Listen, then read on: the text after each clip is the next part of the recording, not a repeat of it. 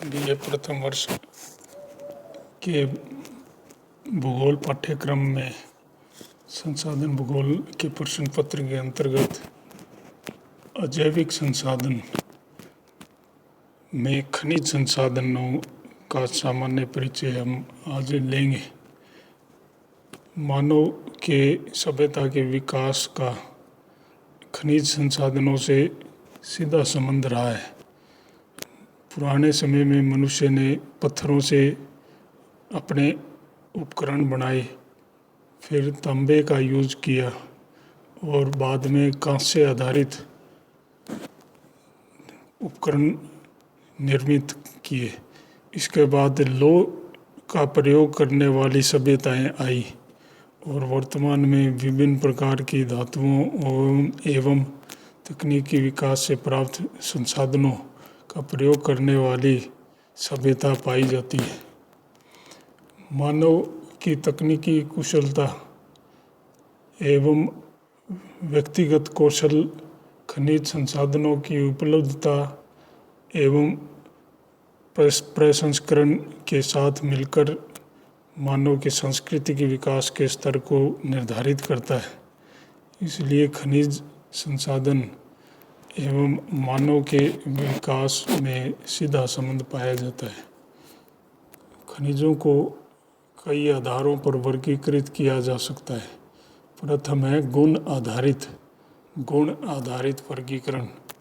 धात्विक खनिजों और अधात्विक खनिजों का वर्गीकरण इसके अंतर्गत आता है। धात्विक खनिजों में बहुमूल्य धातुएं, आधारी धातुएं जैसे लोहा, तांबा, जस्ता, लौह मिश्र धातुएं जिन्हें इस्पात इत्यादि बनाने में लोहे के साथ काम में लेते हैं, क्रोमियम, कोबाल्ट, मैंगनीज जैसे। और फिर अलोह धातुएं में तांबा, सीसा, जस्ता आदि आते हैं। ये सारे चारों उपवर्ग धात्विक खनिजों के हुए। अधात्विक खनिजों में जिप्सम, संगमरमर, बलुआ पत्थर, अभ्रक आदि आते हैं। खनिजों के वर्गीकरण का दूसरा आधार व्यावसायिकता आधारित वर्गीकरण है। कुछ खनिज औद्योगिक रूप से महत्वपूर्ण हैं, उनको व्यावसायिक खनिज कहते हैं। कुछ खनिज गैर व्यावसायिक हैं जो औद्योगिक विकास या औद्योगिक उपयोग के लिए उपलब्ध नहीं होते। अन्य खनिज बहुमूल्य खनिज हैं जैसे सोना, चांदी। उपयोग के आधार पर खनिजों को भी वर्गीकृत किया जा सकता है। इनमें आधारभूत खनिज हैं जैसे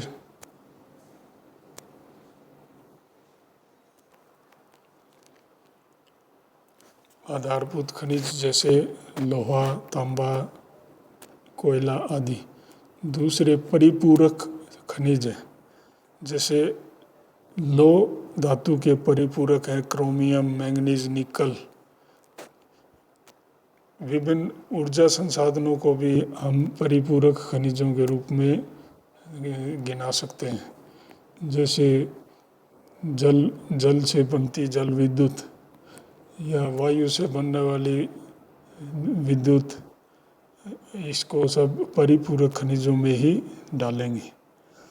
खनिजों की विशेषताओं पर अगर प्रकाश डालें तो हमें पहली विशेषता खनिजों की हम गिना सकते हैं कि खनिजों का वितरण कुछ विशिष्ट क्षेत्रों में होता है, सीमित क्षेत्रों में पाया जाता है। हर एक प्रकार का खनिज हर क्षेत्र में नहीं मिलता है, गिने चुने क्षेत्रों में मिलता है और उसकी गुणवत्ता में एवं मात्रा में भी काफ़ी भिन्नता पाई जाती है। दूसरी खनिजों की दूसरी विशेषता है खनिज का संज्ञान। खनिज पृथ्वी के गर्भ में छिपे हुए रहते हैं, हिडन होते हैं, इसलिए इनको ज्ञात करना मुश्किल रहता है। कई बार खनिज होते हुए भी उनका दोहन नहीं हो पाता क्योंकि उनका मनुष्य को संज्ञान ही नहीं होता है। खनिज के भंडार, इसकी तीसरी विशेषता है खनिज के भंडार असीमित नहीं है। जितने भी धात्विक अधात्विक खनिज हैं उनकी मात्रा सीमित है और एक बार उपयोग होने के बाद उनका पुनर्नवीकरण प्राय नहीं होता है।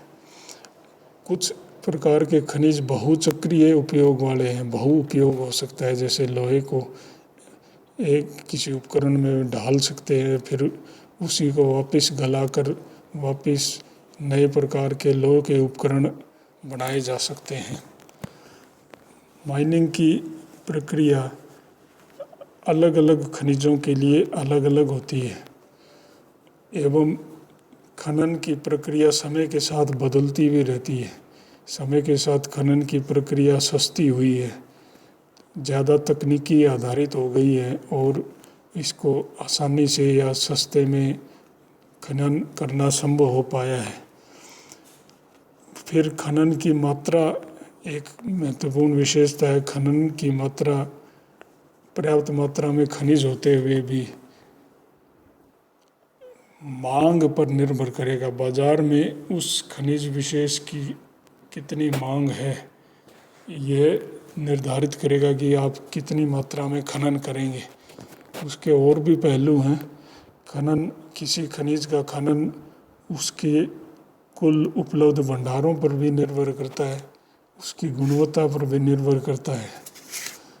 खनन कार्य को प्रभावित करने वाले कारकों में खनिज की संपन्नता एक तथ्य है। खनिज अपनी कितनी शुद्धता वाला है, मान लो किसी क्षेत्र में हम लोहे की खनन की बात करते हैं तो लोहा कितनी शुद्ध रूप से उसमें कितना प्रतिशत लौह मात्रा है, तो किसी भी खनिज की संपन्नता उसके खनन को ज़्यादा आसान बना देती है अथवा अन्यथा उसका परिशोधन या प्रसंस्करण अधिक करना पड़ेगा, जो कि महंगा पड़ेगा। अधिक महंगा खनन कार्य होने पर कई खनिजों का उपयोग ही संभव नहीं रहता है। दूसरा है खनन की दूसरा प्रभावित करने वाला कारक है भौगोलिक स्थिति। अगर खनन क्षेत्र दुर्गम है या बहुत गहराई में स्थित हैं तो उनका परिवहन लागत महंगा होगा, उनको निकालने के लिए अधिक तकनीकी क्षमता की आवश्यकता पड़ेगी। इसलिए भौगोलिक स्थिति खनन को सीधे तौर पर प्रभावित करती है। खनन के मात्रा या खनन के स्वरूप को प्रभावित करने वाला एक कारक खनिज के भंडार या संचित राशि है। अगर भंडार पर्याप्त मात्रा में है तो उसका काफ़ी बड़े स्तर पर दोहन किया जा सकता है। फिर खनिज के निक्षेप का स्वरूप कैसा है। खनिज का निक्षेप सरलता से धरती से निकाला जा सकता है या उसको निकालने के लिए कठोर चट्टानों को तोड़कर और उसको काफ़ी धन राशि खर्च करके ही निकाल पाएंगे। तो निक्षेप का स्वरूप खनन के कार्य को प्रभावित करता है। फिर खनिज का मूल्य है। खनिज का मूल्य कि खनिज अपनी गुणवत्ता के अनुसार किसी खनिज पदार्थ का मूल्य निर्धारित होता है। खनिज पदार्थ का मूल्य उसकी खुद की गुणवत्ता पर सीधे तौर पर आश्रित होता है। अगला कारक है अर्थव्यवस्था का स्वरूप। अगर किसी देश की अर्थव्यवस्था प्रारंभिक है, उसके ज़्यादा खनन कार्यों में निक्षेप करने की क्षमता उस अर्थव्यवस्था में नहीं है, तो कई बार ऐसी अर्थव्यवस्था में खनिज कार्यों का दोहन करना संभव नहीं होता, क्योंकि खनन कार्य को संपन्न करने के लिए कई बार बहुत पैसे का या धन का निवेश करना पड़ता है। इसलिए अर्थव्यवस्था का स्वरूप भी खनन के कार्य को प्रभावित करता है। मानो किसी भी समाज के पास उपलब्ध तकनीक का स्तर, लेवल ऑफ टेक्नोलॉजी भी खनन कार्य को प्रभावित करती है। अगर किसी क्षेत्र में, किसी देश में कोई खनिज संसाधन उपलब्ध है लेकिन उसको दोहन करने के लिए उपयुक्त तकनीकी का अभाव है, तो उस खनिज का दोहन संभव न हो पाएगा। पर्याप्त मात्रा में तकनीकी ज्ञान से संपन्न व्यक्ति और मशीनरी, ये सब तकनीकी पहलू हैं जो खनन कार्य को प्रभावित करते हैं। किसी देश का सामाजिक राजनीतिक संगठन भी खनन के कार्य को प्रभावित कर सकता है। अगर किसी देश में समाज के विभिन्न घटक आपस में एक दूसरे से लड़ते रहते हैं या सिविल वार रहती है, अव्यवस्था रहती है, लॉ एंड ऑर्डर की सिचुएशन वहाँ कायम नहीं रहती है, तो ऐसी डिस्टर्ब्ड दशाओं में, विक्षुब्ध सामाजिक, आर्थिक, राजनीतिक स्थितियों में खनन कार्य या विकास के कार्य, आर्थिक गतिविधि निर्बाध रूप से चलाना संभव नहीं होता है। इसलिए सामाजिक व राजनीतिक संगठन, आर्थिक व्यवस्था, तकनीकी विकास का स्तर, किसी समाज के जीवन का स्तर, यानी कि अगर जीवन का स्तर अधिक है, आर्थिक स्थिति अच्छी है, तो वहाँ मांग अधिक होगी। मांग अधिक होने से खनिज कार्य का उत्पादन भी बढ़ जाएगा। तो इन तमाम कारकों से खनन कार्य प्रभावित होता है।